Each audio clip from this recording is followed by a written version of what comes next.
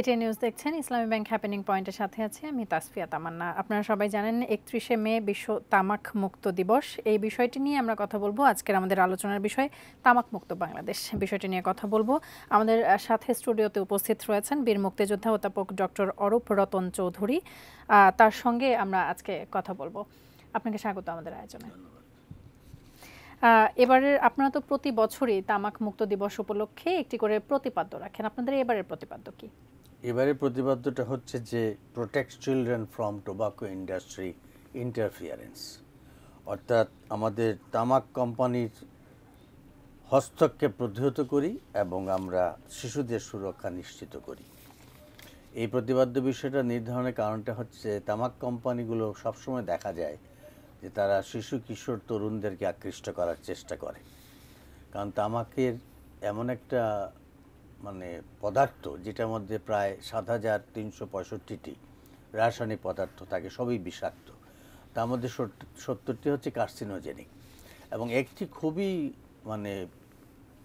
যেটাকে বলবো আমরা ড্রাগ মাদকের পর্যায়ে পড়ে, সেটা না হচ্ছে নিকোটিন। এই নিকোটিনটা যখন কোনো তরুণ গ্রহণ করে সিগারেটের মাধ্যমে, তখন তার ব্রেনের রিসেপ্টর সেলে যায় এবং গেলে পরে সে আরেকটা সিগারেট খেতে চায়। তার মধ্যে একটা আগ্রহ তৈরি হয় বা একটা এডিকশন তৈরি হয়, যে ফলে সে একটা থেকে দুটা তিনটা এভাবে সে আস্তে আস্তে সিগারেটের প্রতি আসক্ত হয়ে যায়।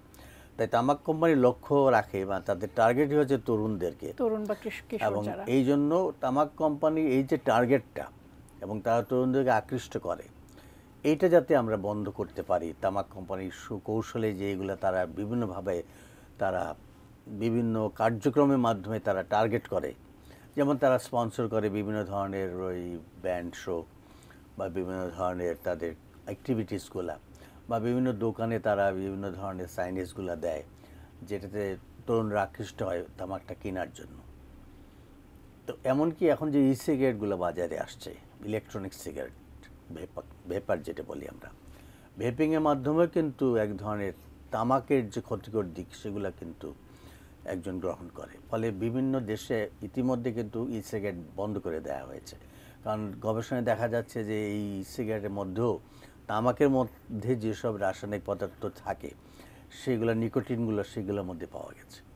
সুতরাং এটা স্বাস্থ্যের জন্য ক্ষতিকর হচ্ছে, এবং তামাক কোম্পানি কিন্তু তাদের একটা কৌশল কিন্তু এটা ই সিগারেটটা এখন বাজারে আনছে, এবং তার ফলে তরুণরা আকৃষ্ট হচ্ছে। ফলে ই সিগারেট তারা নিচ্ছে, এখন পরবর্তীতে তারা ধূমপানে আসক্ত হয়ে যাচ্ছে।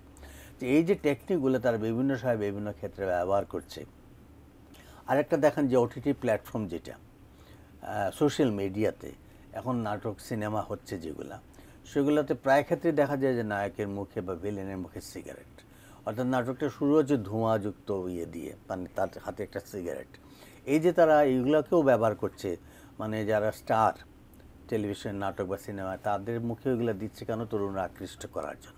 অর্থাৎ তামাক নেওয়াটাকে এক ধরনের স্মার্টনেস মনে করা হচ্ছে, এবং এটাও কিন্তু তামাক কোম্পানির প্ররোচনায় হচ্ছে এগুলা।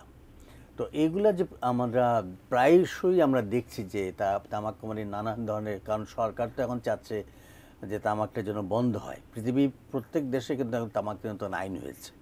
আপনি জানেন যে 2005 সালে বাংলাদেশেও তামাক নিয়ন্ত্রণ আইনটা আমাদের মহান জাতীয় সংসদে পাশ হয়, এবং 2013 সালে আমাদের মাননীয় প্রধানমন্ত্রী জননেত্রী শেখ হাসিনার সময়ে এই তামাক নিয়ন্ত্রণ আইনটাকে আরও সংশোধন করা হয়, কারণ ওই আগের আইনের মধ্যে ধোঁয়াহীন তামাক যেগুলো, জর্দা, গুল, দোক্তা, খৈনি, সাদা পাতা, এগুলো ছিল না। কারণ এইগুলোও কিন্তু বিজ্ঞানের গবেষণায় দেখানো হয়েছে যে এগুলোও সমান তামাকের আওতায় পড়ে। আমরা অনেক সময় মনে করি সিগারেট যারা খায় তারাই বোধহয় ক্ষতিগ্রস্ত হয়, তাদের শুধু লাং ক্যান্সার, হৃদরোগ, ব্রেন স্ট্রোক এগুলো হয়, কিন্তু যারা জর্দার সঙ্গে পান খাচ্ছে তাদের বুদ্ধি কিছুই হয় না। কিন্তু গবেষণায় কিন্তু পাওয়া যাচ্ছে, কারণ ওই যে তারা জর্দাটা যে খায় বা সাদা পাতা মুখে রাখে, যিনি তামাকটা গ্রহণ করছেন তার আশেপাশের মানুষ, সেটাও একটা ব্যাপার। তো আমি এটা যেটা বলছিলাম যে জর্দার সঙ্গে যেগুলো আমরা মুখে দিই খাওয়ার জন্য, সাদা পাতা, সেগুলো মুখের মিউকাস মেমব্রেনের সঙ্গে মিশে রক্তের সঙ্গে চলে যায়, এবং সেটা হার্টে আসে, লাংসে আসে, ফলে সেখানেও তারা অসুস্থ হয়। আপনি যেটা বললেন যে পরোক্ষ ধূমপান, সেটা হচ্ছে সেকেন্ড হ্যান্ড স্মোক, অর্থাৎ ধূমপাইয়ের ধোঁয়াটা এবং তার হাতের ধোঁয়াটা, মেইন স্ট্রিম স্মোক আর সাইড স্ট্রিম স্মোক, দুইটাই কিন্তু আরেকজন যিনি করছে না, পাশে বসে আছে, তার নাকে মুখে যাচ্ছে, ফলে তিনিও সেটা গ্রহণ করছেন, এবং তারও কিন্তু ফুসফুসে ক্যান্সার, তারও হৃদরোগ, তারও ব্রেন স্ট্রোক হতে পারে। এই জন্য এই বিশ্ব স্বাস্থ্য সংস্থা প্রতি বছরই তামাকমুক্ত দিবসে আমাদের সচেতন করার চেষ্টা করা হয় যেন 31শে মে, যেটা কালকে তামাকমুক্ত তামাকমুক্ত দিবস, সেই দিবসে আমরা চাই যে প্রত্যেকে যারা তামাকে আসক্ত বা সিগারেট গ্রহণে ধূমপাই, তারা যেন কালকের দিনে এটা শপথ করে ছেড়ে দিতে পারেন। কারণ ছেড়ে দিলে যত তাড়াতাড়ি তিনি সেটা ছাড়বেন, তত তাড়াতাড়ি কিন্তু তিনি বেনিফিটেড হবেন। বেনিফিটেড মানে কি, এই বিষয়গুলো নিয়ে আরো কথা বলবো একটা ছোট্ট বিরতি থেকে ফিরে এসে। অবশ্যই। ইসলামী ব্যাংক হ্যাপেনিং পয়েন্টের সময় হলো একটি বিরতি নিয়ে, আর আমাদের সাথেই থাকুন।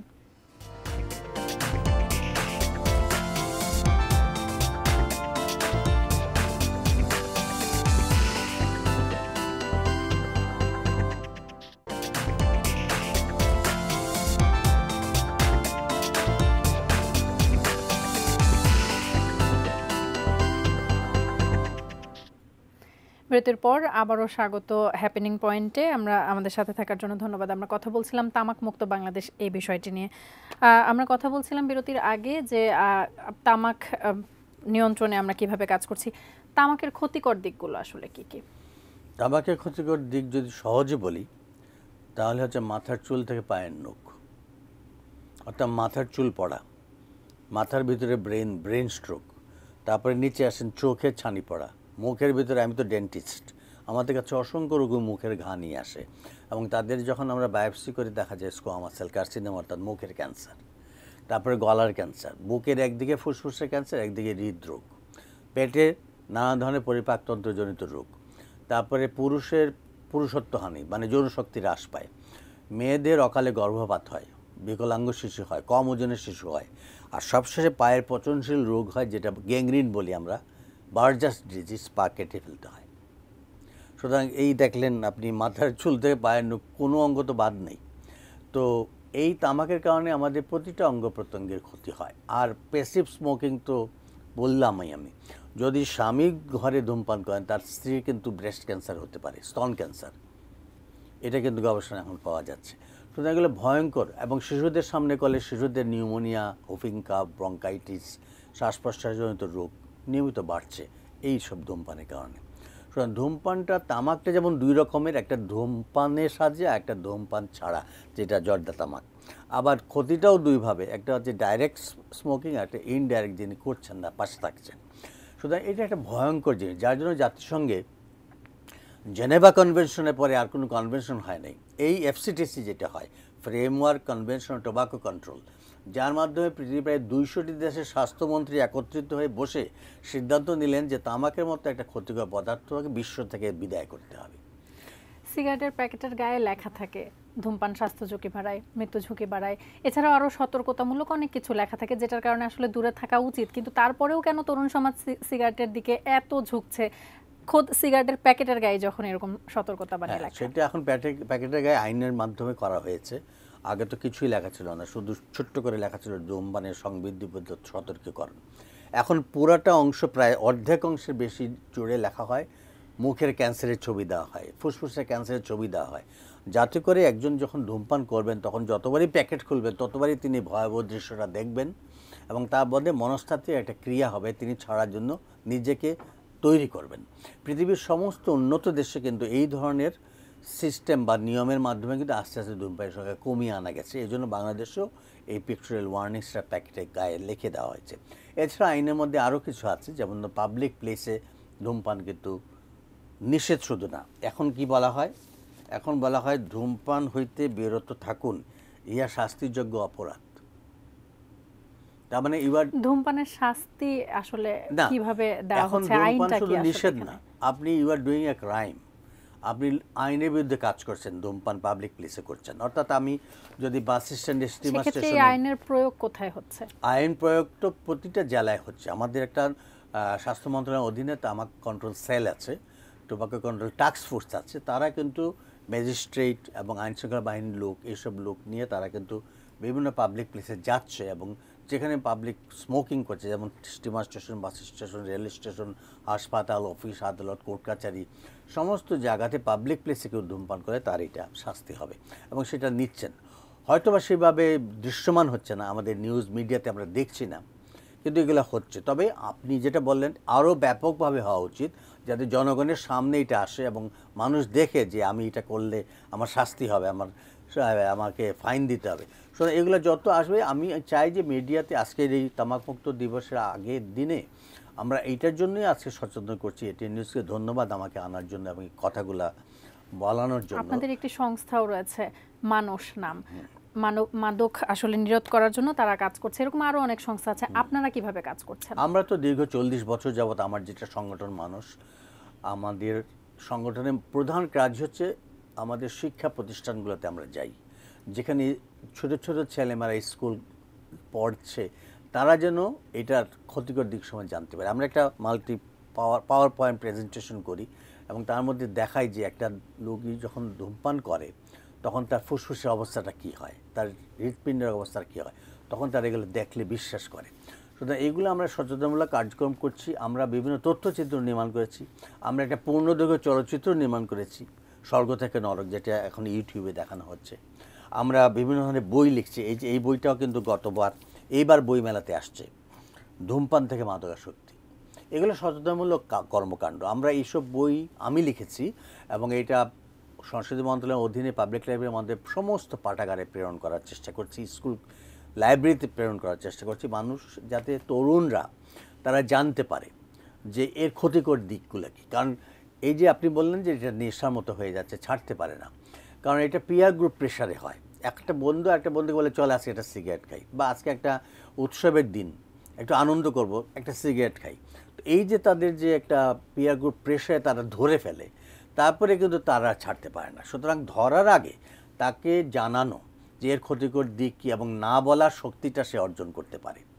অর্থাৎ আমি ধূমপান করি না, ধন্যবাদ, কারণ এটা করলে আমি জানি ব্রেন স্ট্রোক হয়, হার্ট অ্যাটাক হয়, ফুসফুসে ক্যান্সার হয়, আমি এটা খেলে আমার পড়াশোনা নষ্ট হয়ে যাবে, আমি আর বড় ডাক্তার হতে পারবো না, বা আমার স্বপ্ন আমি আর পূরণ করতে পারবো না।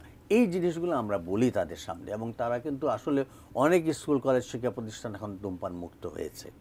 আমরা চাই, যেহেতু মাননীয় প্রধানমন্ত্রী জননেত্রী শেখ হাসিনা 2040 সালের মধ্যে বাংলাদেশকে তামাকমুক্ত করার ঘোষণা দিয়েছেন, তা আমরা আমাদের সংগঠনের মাধ্যমে, আমি ব্যক্তিগতভাবে এবং বিভিন্ন মন্ত্রণালয়ের সহযোগিতায় আমরা নিয়মিতভাবে কাজ করছি যাতে বাংলাদেশকে আমরা আসলে তামাকমুক্ত করতে পারি।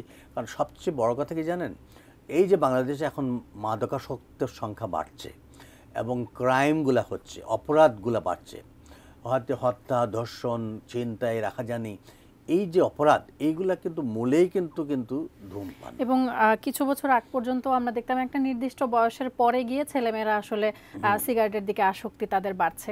এখন দেখি স্কুল গোয়িং ছেলেমেয়েরাই আসলে, এখন স্কুল গোয়িং ছেলেমেয়েরা শুধু না, মেয়েরাও কিন্তু সিগারেটে আসক্ত হচ্ছে, মেয়েরাও সিগারেট খাচ্ছে, বিভিন্ন রাস্তাঘাটে গেলেও শিক্ষা প্রতিষ্ঠানের সামনে দেখা যায়।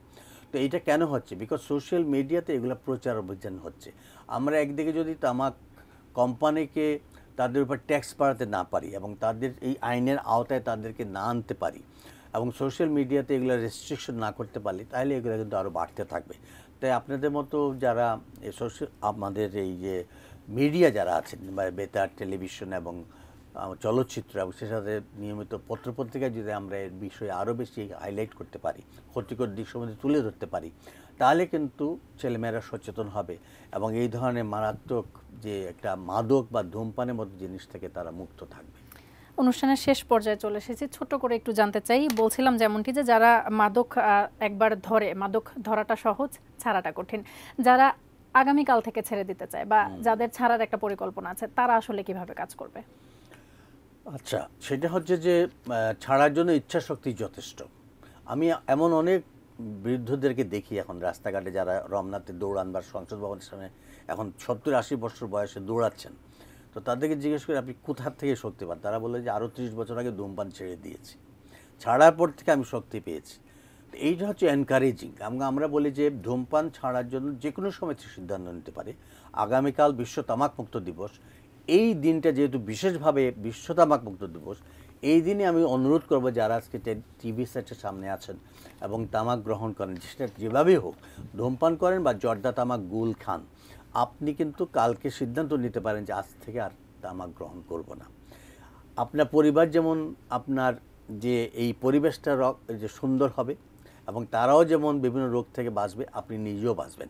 কারণ কি, এই ধূমপান ছেড়ে দেওয়ার 1 ঘন্টা পর থেকে কিন্তু ধূমপানের যে ক্ষতিকর দিকগুলো সেগুলো কিন্তু আস্তে আস্তে দেহ থেকে অপসারিত হয়। এটা কিন্তু অনেকেই জানে না। সুতরাং যে মুহূর্তে তিনি ধূমপান ছাড়বেন বা তামাক ছাড়বেন সেই মুহূর্তে তিনি উপকৃত হবেন। অসংখ্য ধন্যবাদ আজকে আমাদেরকে সময় দেওয়ার জন্য। আপনার মাধ্যমে অনেক কিছু জানলাম। দর্শক, ইসলামী ব্যাংক হ্যাপেনিং পয়েন্টে আজ কথা বলছিলাম তামাক মুক্ত বাংলাদেশ এই বিষয় নিয়ে কথা বলছিলাম বীর মুক্তিযোদ্ধা অধ্যাপক ডক্টর অরূপ রতন চৌধুরীর সঙ্গে, প্রতিষ্ঠাতা সভাপতি মাদকদ্রব্য ও নেশা নিরোধ সংস্থা মানুষ।